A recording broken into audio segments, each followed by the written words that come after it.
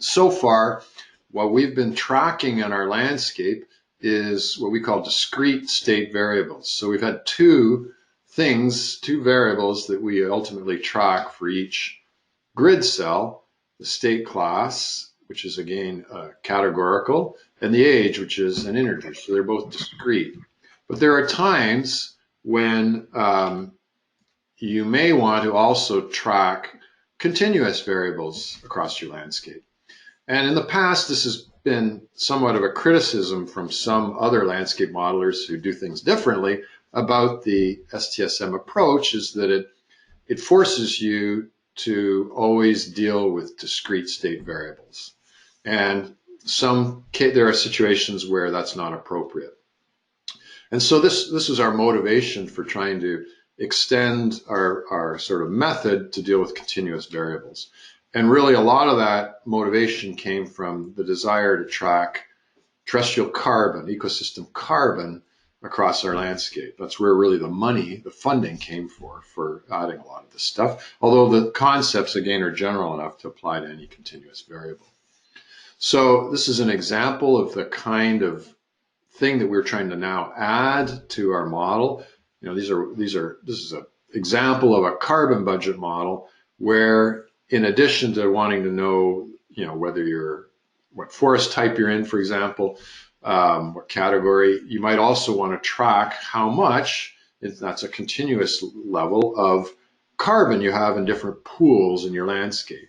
You may want to model the movement of material from one of those pools to another. So that's what we set out to do, and this is kind of the approach we now use. You have this option when you add the stock flow add-in to STSim to track what are called stocks and flows. So in the same way that you're tracking for every grid cell the state and age of a cell, you can also add any number of what we call stocks. So the example I use here is with carbon. So here we might have 4 carbon stocks that we want to track in our landscape.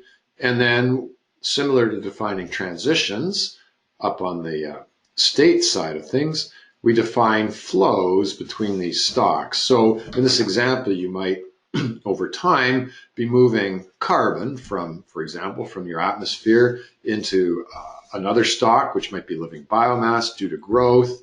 You might have some other flows that move that material as well over time. And we call this a state and transition simulation model with stocks and flows.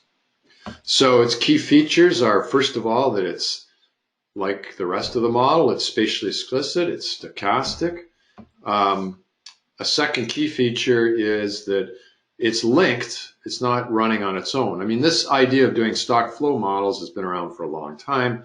There's a whole, if you've ever heard of like products like VenSim and Stella and these system dynamics models, people have been using them for years. But what's different about this approach is, firstly, that we're doing it over a grid, so spatially explicit.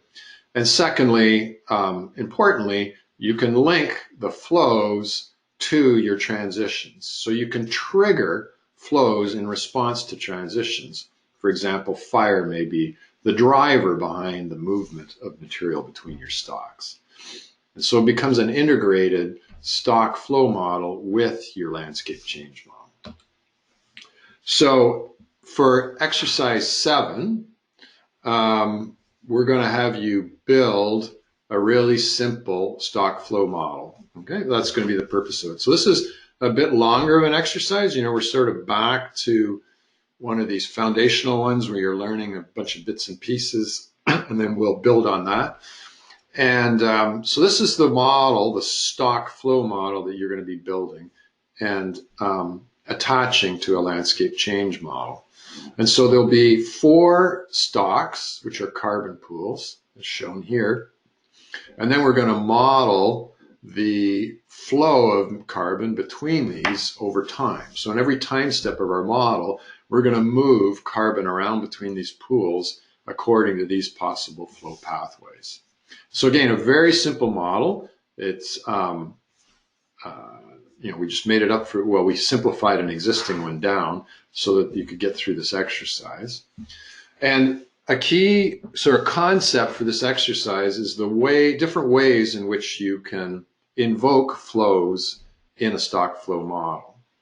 So the most basic and simplest is you can, as I show here, and these are the actual values you'll be using in the model you're building in this next exercise, you can have flows calculated every time step as some proportion of the source stock. So here we're saying that, for example, the 3 emission fluxes, we're going to take 1% of however much material we have in each of these 3 stocks and shift it up to the atmosphere every year. So it's a rate, and it's a straight rate. It can vary, obviously, over time and space, like all our other probabilities. It's very similar to the probabilities, but it's a rate that's based on the amount of the source stock. That's the simplest, and those are sort of base fluxes. The second thing you can do, as I alluded to in the previous slide, is you can trigger these fluxes to occur in response to a transition in a grid cell. So again, recall this model is effectively running on every grid cell. So if a grid cell gets hit with a fire due to the landscape change, you can tell the model, I want to trigger a flux or a flow and have a certain, again, proportion of the source stock that gets fluxed in response to that. So in the model you'll be developing, you're going to set it up so that fire has this added, much greater flux of emissions out of these 2 pools whenever it happens in a grid cell. And similarly, we're going to model harvest on another transition is going to trigger fluxes with different mix of flow proportions. So that's the second type. There's base rates, there's transition triggered rates, and the last type is you can have fluxes that are independent of the size of the stocks.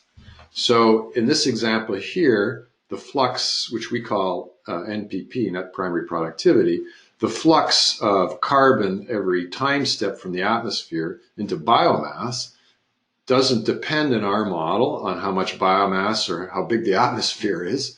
It's just calculated instead as a function of the age, in this case, and the ecozone of the grid cell. So basically, we're going to use, you'll see, this is very similar to attributes. We're actually going to use the state attribute feature to put the curves in that we need to drive this particular flow in our model. Okay. The last thing you have to do to set up one of these models is you need to initialize each of your 4 stocks. Just like you need to initialize your landscape, you have to start the model with something. This is often quite a big challenge with carbon modeling. And so there's a couple ways you can do this. In a later exercise, you can see if you have a map, again, like the initial conditions we've seen so far, if you have spatial maps of how much carbon you have in each of these pools at the start of your simulation, you can bring them in. That's great. That's the best way to go. But often, again, we don't have maps of, particularly things like soil, we don't have maps of how much carbon there is in every grid cell in our simulation. So we can set these initial conditions aspatially, again, like we did previously. And in this case, we can set them up, once again, to be a function of the certain state and age of each cell. So we can come up with curves, again, of carbon, where we say the amount that's there at the start of the simulation is a function of whether it's conifer, deciduous, or mixed, and how old it is. And again, these become, looks familiar, this is, again, we're going to use the attribute feature, the state attribute feature, to put these tables into the model so that we can then initialize our stocks that way. So that's the basics of a stock flow model, the example with carbon, and this is the foundation for your next exercise. Any questions before we break? I don't think I had anything else I wanted to say. Carbon per se, and that's part of the motivation for having this piece of the course.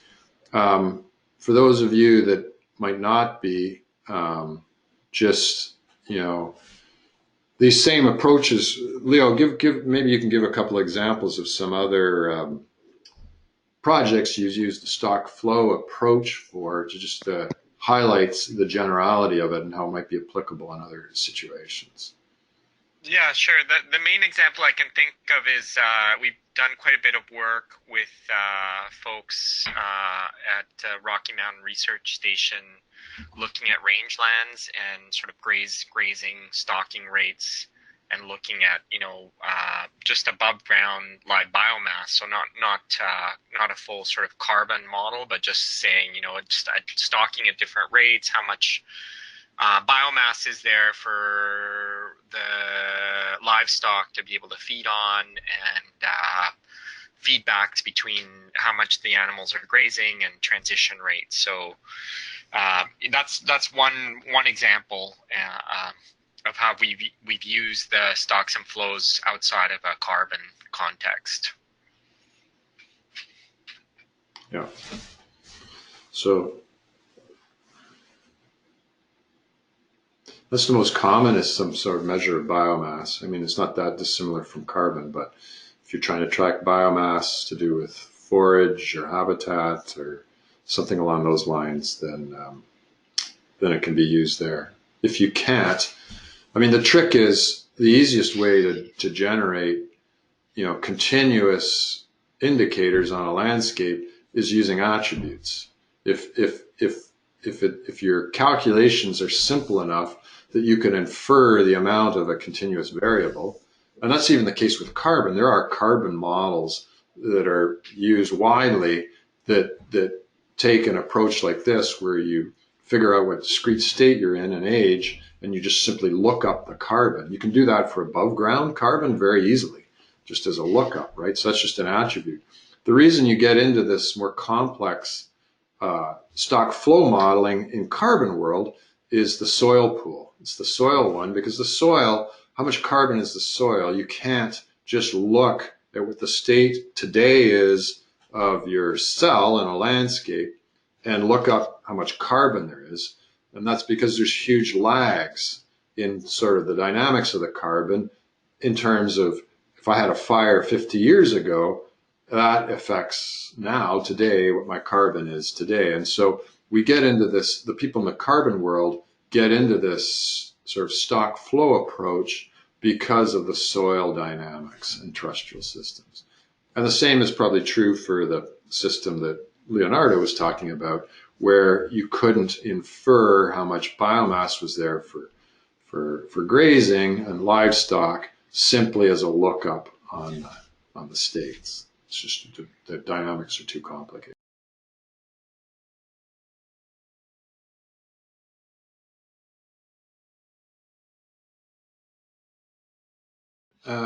This question was a little mechanistic, I realize, but it's just to get you through the concepts, basic concepts behind the stock flow approach.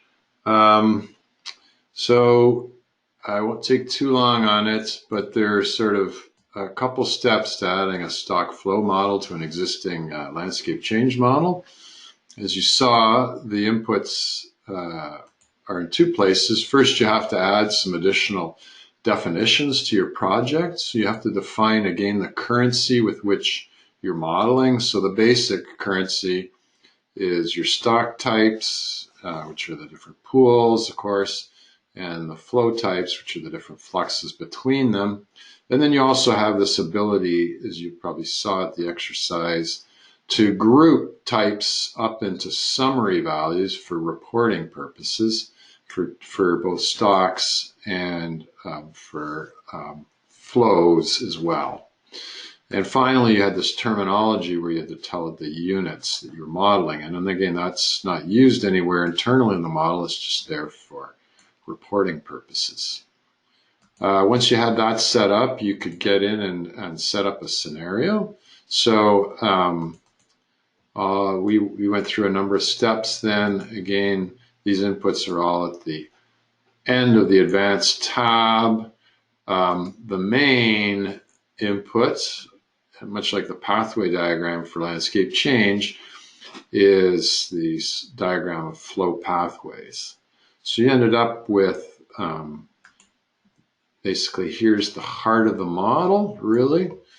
These are your flows between different stocks. And so just to recap what we're doing here in this table, it can get a little confusing at first because there's so many different options. But first we have this one flow. It's the growth of live biomass. So carbon is moving from the atmosphere into biomass. And this one here, it's not triggered by transition. So it happens every time step. And it's the only one here where we set its value independently of any of the stocks and their levels in the model. So we tell it here we're going to go and figure out the value for every cell and time step using this state attribute.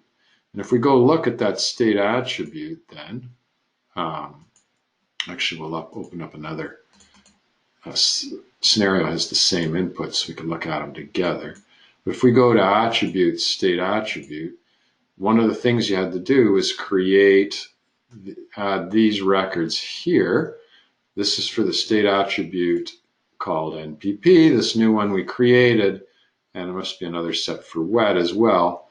But this is just a curve, the NPP curve, showing for dry ecozones how much carbon in the units that we specified. So in, I think it was kilotons, was that what we were running in? Already forgotten in this model. It's the same as the one I usually use. That's over in the definitions, advanced terminology, just tons in this model.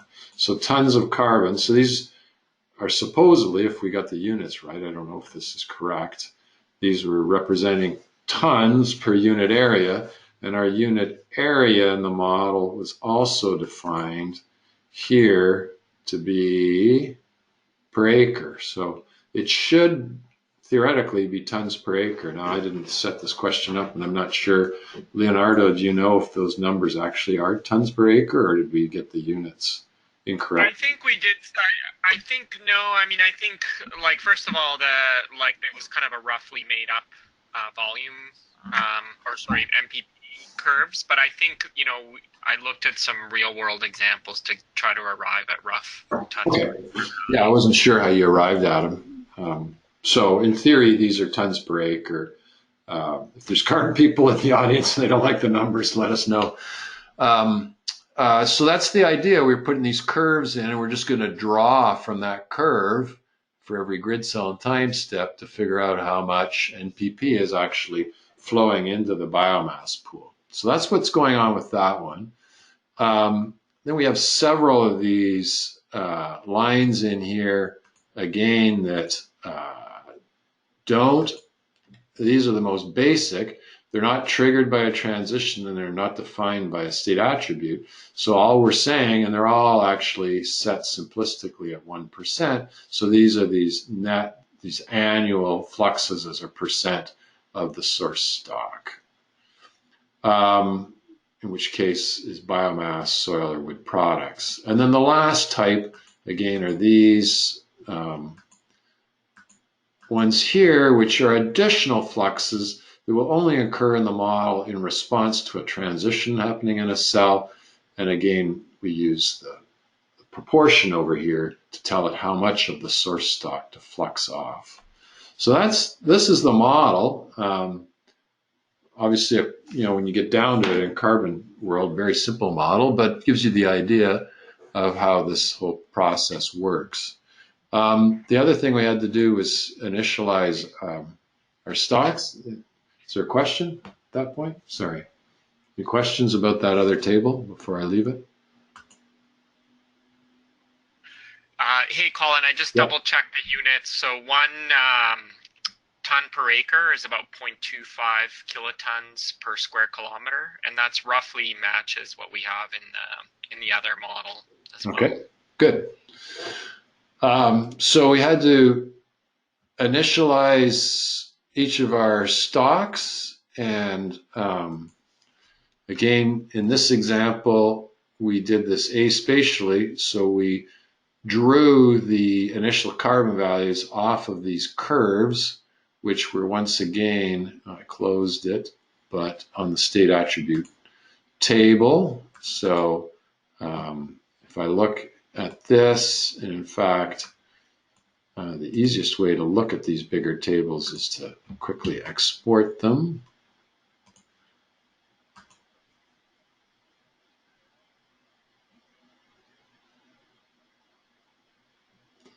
And there it is.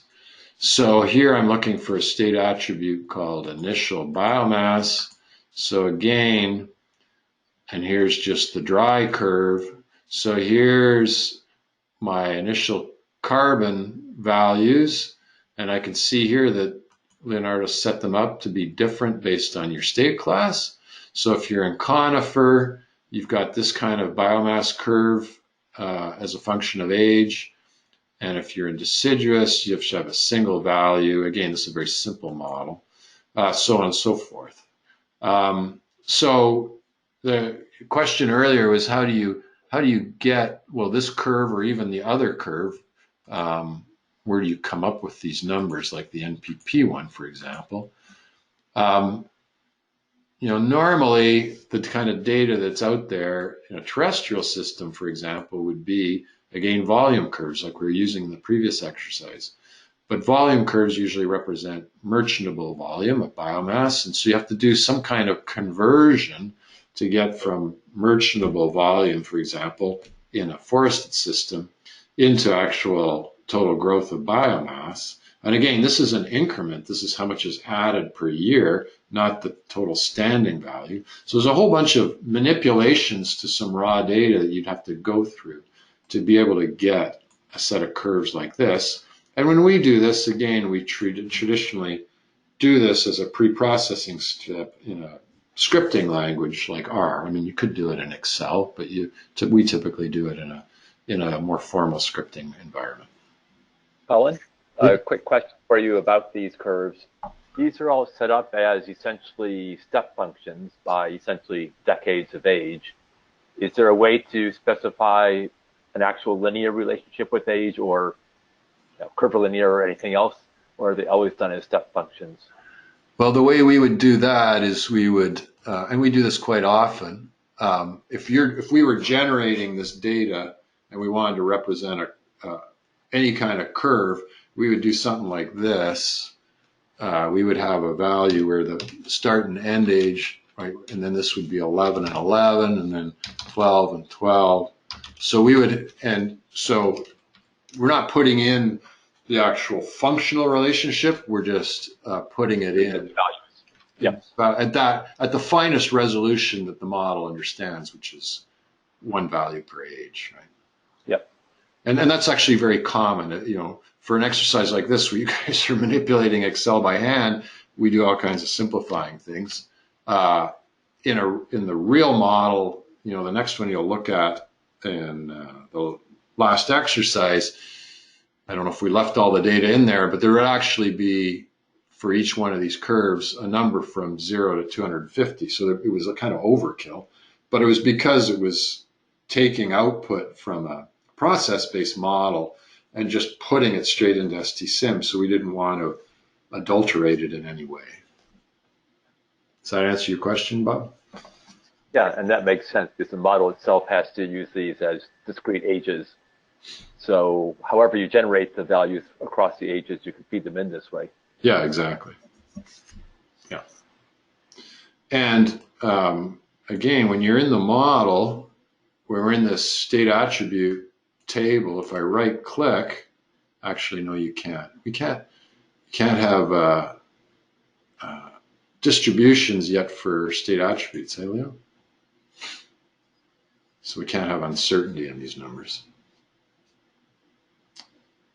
But that's, there is a way to do uncertainty. We can put in different values for each iteration, so we can pre-sample beforehand, but that's not that convenient. The other thing you can do for MPP, sorry, I was on mute there, you can use the flow multipliers to vary MPP. So you could define a distribution to multiply those MPP values if you had uncertainty around your MPP. And I think we do that in some of our models. Right. So, and that's what you did here in this exercise. Yeah. We split the uncertainty out from the base flow rates, and so we got at it that way. Right. Thank you for reminding me of that. Any other questions about how we're sort of tying everything together here? That's the model. Yeah. If I run these two simulations, you guys created one with no harvest and one with harvest level of 3,000 acres per year. This is a good old 3,000 acres per year. And if I look at the charts, you guys saw this probably, that you could now create charts. Once you add a stock flow model, now we're getting more and more options for outputs. We started with just states and transitions. When we added in our state attributes, these became eligible output options. And now with a stock flow model in, we can chart all of our stocks, which I'm doing here, stock types. You can also, aggregate them and summarize them up in different ways. So I've added on one of these summary stocks, which is several of them added together. But you can sort of look at that. And so, the question here is that what's going on? What's the difference between these two scenarios? Well, one scenario with no harvest doesn't create any wood product pool, and the other one does. And that has an implication on the amount of live biomass. Obviously, if you're harvesting, then you're taking some of that carbon out of your living biomass. So the living biomass pool is a little lower. And there's a slight effect here on this atmosphere stock. Now, this just explain again what's going on with this atmosphere stock. And the same is true with the wood product stock. These, oops, I got one too many on here. These two were stocks that I never initialized. So because I didn't initialize them, they get assigned a starting value of 0, which has some use. What this is telling me is it doesn't make much sense for me to initialize the size of the atmosphere stock pool what would I do, in a column right above my landscape, the whole world? I mean, it doesn't make much sense. So we leave it at 0, and it's included just for mass balance.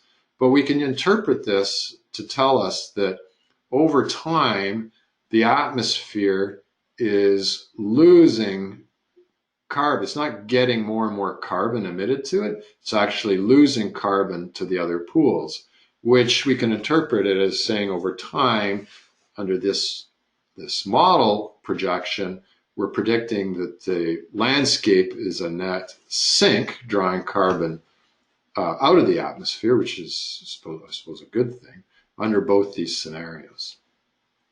Now, the catch is that when Leonardo asked you to do this, which is remove the certain assumptions we had about the order in which the flows happened, when we add that scenario, why doesn't it make much difference? I thought it made a bigger difference. Doesn't make that big a difference? Okay. Yeah, I think in the next exercise, the flow order makes much more of a difference. Oh, it's in the next one. Right, I just did it. So in this exercise, the flow order doesn't make a big difference. Now, somebody on the line help me understand why it's not making a big difference. Leonardo, do you know why? Well, I think this exercise is a much simpler number of pools. I think there's there's just above and below, if I remember. What have we got in terms of pools? Right. We've just got biomass and soil. So the more pools you have, the order in which you're moving stuff from one pool to another matters more, I believe.